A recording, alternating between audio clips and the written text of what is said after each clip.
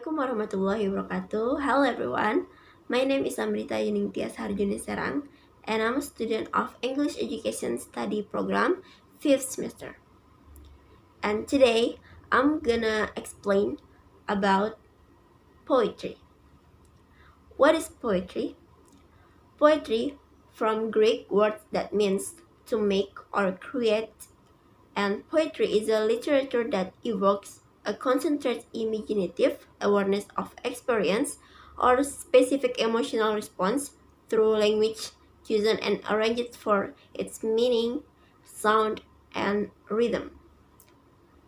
Poet is a person who writes poetry. There are several elements of poetry.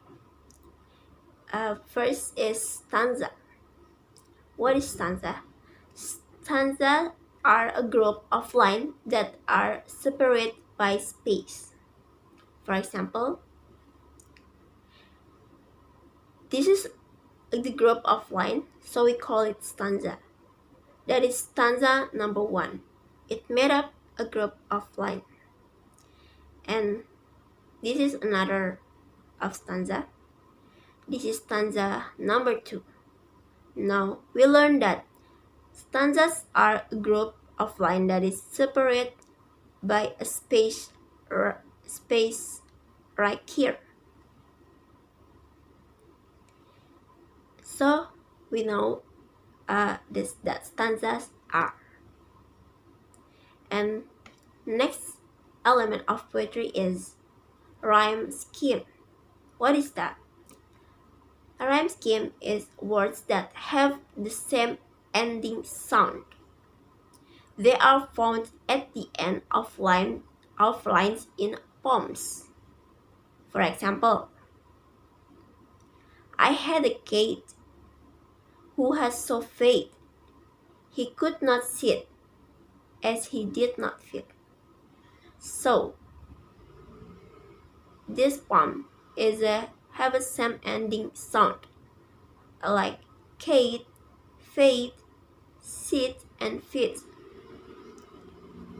So we know that what is rhyme scheme are. And the next is rhythm. What is rhythm? Rhythm can be described as the beat and pace of poem. Rhythm is created by the pattern of stressed and unstressed syllables in a line or stanza. Rhythm can help to strengthen the meaning of words and ideas in a poem.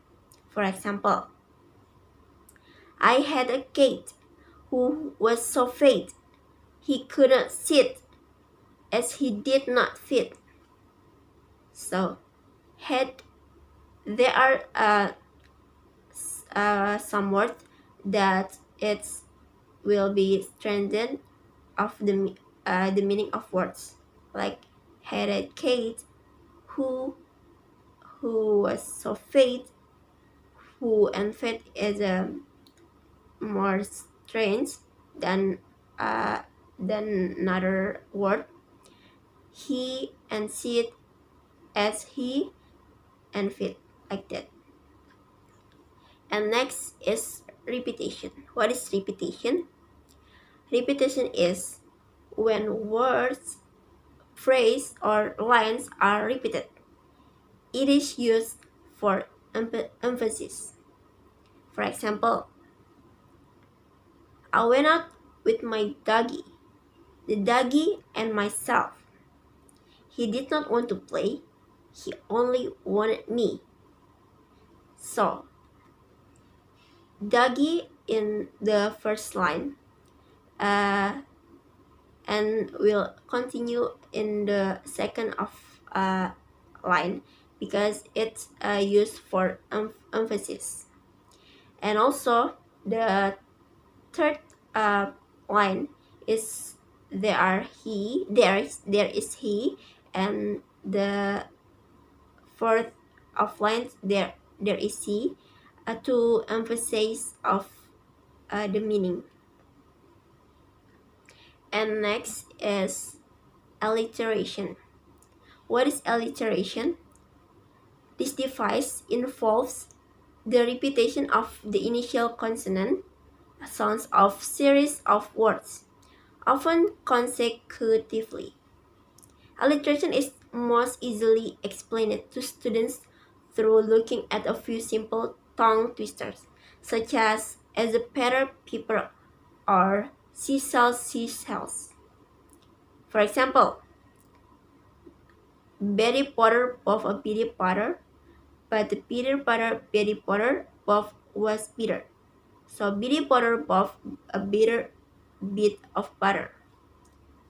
That is alliteration. And next is imagery. What is imagery? The literary term used for language and description that appeals to our five senses. When a writer attempts to describe something so that it appeals to our sense of smell, sight, touch, or hearing, he or she has used imagery. For example, I could hear the popping and crackling as Mom dropped the bacon into the frying pan, and soon the salty, greasy smell wafted toward me. That is the example. And the next is a metaphor. What is metaphors? Metaphors make comparison between things by stating that one thing literally is something else. Metaphors are used to bring clarity to ideas by forming connection. Often, metaphors reveal implicit similarities between two things or concepts. For example, we can find a lot of examples of metaphors in our everyday speech. For example, like this. She's an old flame. Time is money. Life is a roller coaster. That is the example of metaphor. And next is onomatopoeia. Onomatopoeia refers to the process of creating words that sounds like the very thing they refer to. For many students, the first introduction to onomatopoeia goes back to learning animal sounds as an infant. For example, like meow, oink, moo. That is onomatopoeia. And next is personification. What is personification? Personification is a particular type of metaphor where a non-human thing or idea is ascribed human qualities or abilities. This can be in a form of single phrase or line, or extended in the form of stanza or the whole poem. Examples: the moon was shining sulkily because they thought the sun had got no business to be there after the day was done. It's very rude of him, she said, to come and spoil the fun. And next is simile. Unlike metaphors that make comparisons by saying one thing is something else, similes work by saying something is similar to something else.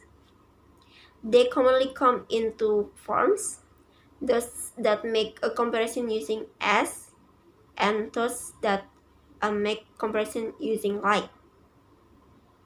For example, she is as strong as an ox. She sings like a nightingale. And the last is symbolism. What is symbolism? Symbolism is a literary device that refers to the use of symbols in literary work. A symbol is something that stands for or suggests something else. It represents something beyond literal meaning. In literature, a symbol can be a word, object, action, character, or concept that embodies and evokes a range of additional meaning and significance. For example, in his poem Fire and Ice, Robert Frost utilizes symbolism to indicate to readers how the world may be destroyed. This is the poem. Some say the world will end in fire, some say in ice. From what I've tasted of desire, I hold with those who favor fire. But if it had to perish twice, I think I know enough of hate to say that for distraction ice is also great and would suffice. That is several of elements of poetry, and I think that's all for me about what is poetry and element of poetry. If I have any mistake, please forgive me, and I hope my material will be useful for you and of course to me. And thank you for watching my video, and I hope you enjoy my video, and wassalamualaikum warahmatullahi wabarakatuh.